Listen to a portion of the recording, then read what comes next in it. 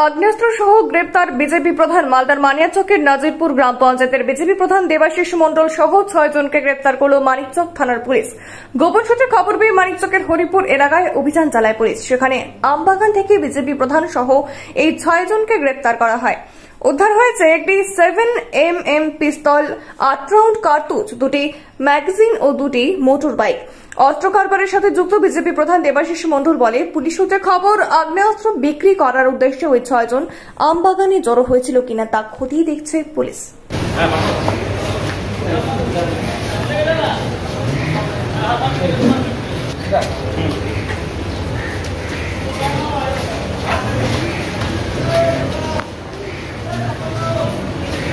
এটা কিন্তু এ মাল আছে, টাউন মাল আছে, টাঞ্চ মাল আছে।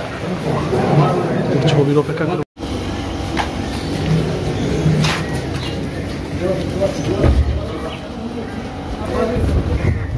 এটা দেবাশিস কেন ধরেছে? মানিকচক থানা বলে না, এটা স্যার টোটালটা হয়ে যাচ্ছে তৃণমূলের পার্টি অফিস।